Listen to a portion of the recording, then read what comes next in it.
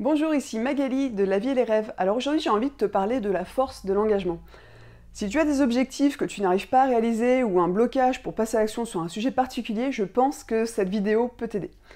Alors si tu as suivi mon défi depuis le début, tu sais sans doute que j'avais un blocage pour faire des vidéos. C'est quelque chose qui me faisait envie, mais en même temps qui me faisait très peur, et du coup je n'arrivais pas à passer à l'action. Et là il y a un peu moins d'un mois, on m'a lancé le défi de réaliser une vidéo par jour pendant 30 jours. Et c'est un défi que j'ai accepté.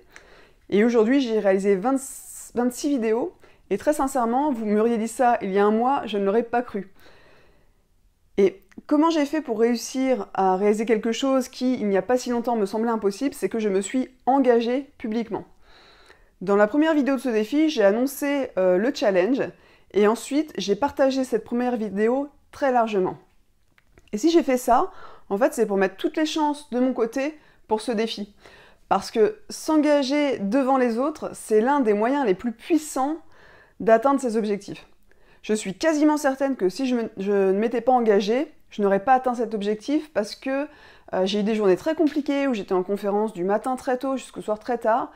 Et ça aurait sans doute été une excellente excuse pour ne pas faire de vidéo. Mais là, comme je m'étais engagée, j'ai dû trouver des moyens. Alors, pourquoi l'engagement public est si efficace ? Premièrement, on se confronte au jugement des autres. Et personne n'aime être jugé négativement, je crois. Par exemple, on n'a pas envie de passer pour un dégonflé ou un loser.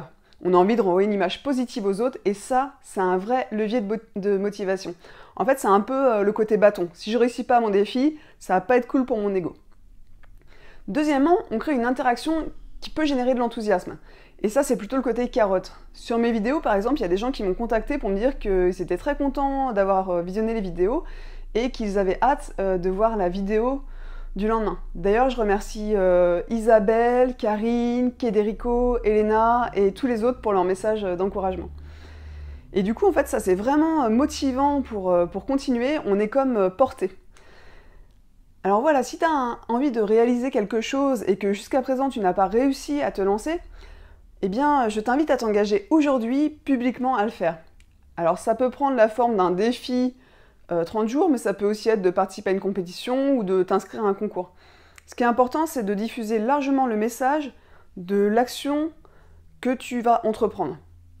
Alors il y a quand même quelque chose d'important avant de s'engager publiquement, c'est que déjà, il faut que tu t'engages sur des actions et non sur des résultats. Par exemple, tu peux t'engager à faire une course de 10 km, mais tu n'es pas obligé de t'engager à la réaliser en moins de tant de temps.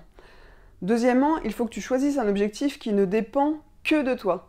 C'est-à-dire qui ne peut pas être remis en cause par des éléments extérieurs comme par exemple la météo ou l'intervention d'une tierce personne, etc., etc. Et une dernière chose, commence maintenant. Je terminerai juste sur cette citation de Goethe que j'adore. Tout ce que tu peux rêver de faire, tu peux l'entreprendre. L'audace renferme en soi génie, pouvoir et magie. Alors à toi de jouer, si tu veux, tu peux t'engager publiquement dans les commentaires ci-dessous.